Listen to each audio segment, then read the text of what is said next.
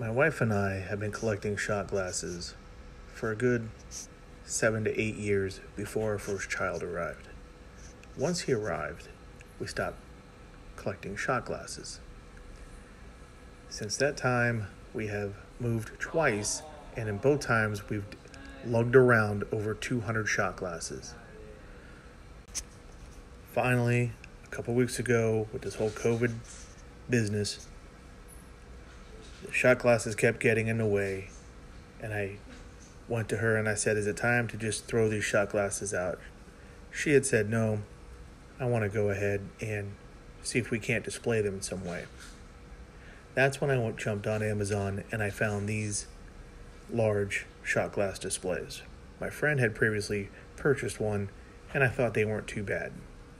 So this is my adventure of installing 2 of these in my bar area.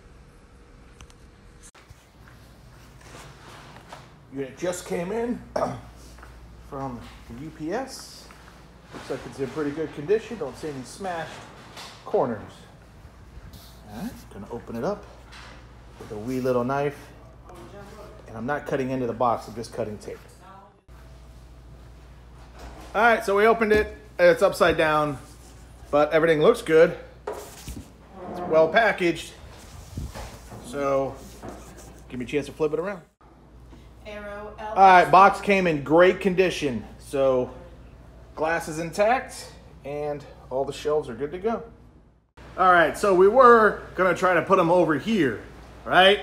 But the studs don't line up and the wife has the vinyl on the walls and we were hoping we could go right in between, but nope, and it's not going to work. So now we're going to put both them units right here. And so I went and got them studs to finders and we got our studs marked. There, a little bit of space. They're 16-inch on center, so I think we got them. So we will be figuring it out momentarily.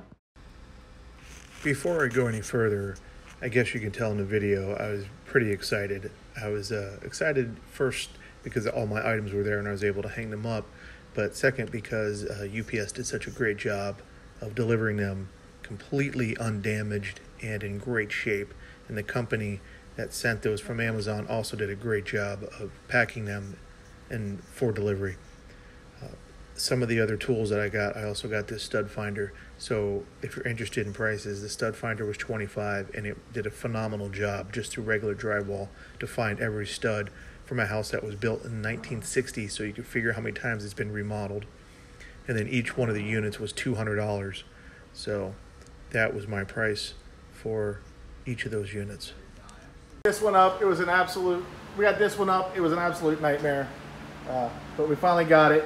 The wall is a little rounded and the ceiling's not square. So with that being said, we're moving on to number 2. When I mean absolute nightmare, it has nothing to do with the reflection of the company and its design. It has more to do with my lack of being able to keep things in control with my measurements and then dealing with a wall that had been rounded off. It was not completely flush or square, so it had nothing to do with the company and their design. So we came up with this little plan where we get fishing string and we tie it. Okay, let me slow down and explain.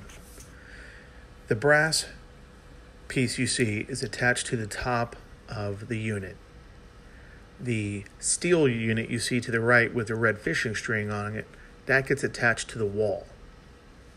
That is what gets secured into the studs into the wall. Then that tongue in the middle of the steel piece will slide underneath the brass retaining strip that's on the cabinet.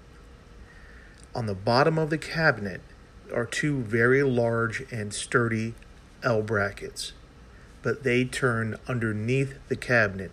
So you have to have all your measurements in line to land on those L brackets and get that tongue to slide underneath the brass retaining ring. It's very difficult on walls that are not completely square and plumb. So I used the red fishing string and some blue tacky, poster tacky, to attach the steel piece to the wall after we had placed them on the L brackets. That way it would hold them in place so I can see how it would all line up at the proper angles. very time consuming. This is sort of a goofy redneck way to get around of doing it, but that's what we came up with, and it worked perfectly. On to this little nail, a little biter here for the top, because the bottom gets an L bracket, and then we'll put a little bit of ticky tack right there and right there, mount it up against the wall. This part will end up sticking to the ticky tack. We use the fishing string in case the ticky tack comes loose, we can leave it up there. So there. Hold on.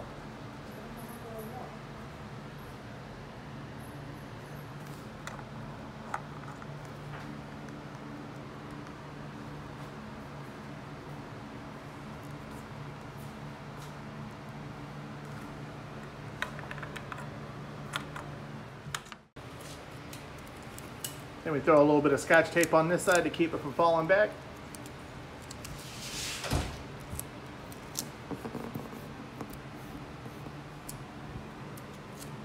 And then we hang it. Press it up against the wall.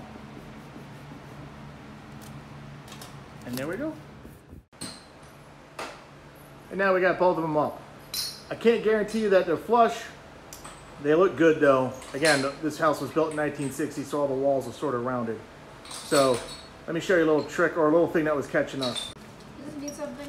I don't know if you could see it, but the edge there, these screws they give you, they don't mount flush into this bracket that goes on the wall. So see how that looks? That's supposed to be on the wall, and then the cabinet has the opposite piece on the cabinet, which would fit in this little slot right here, and they lock into each other.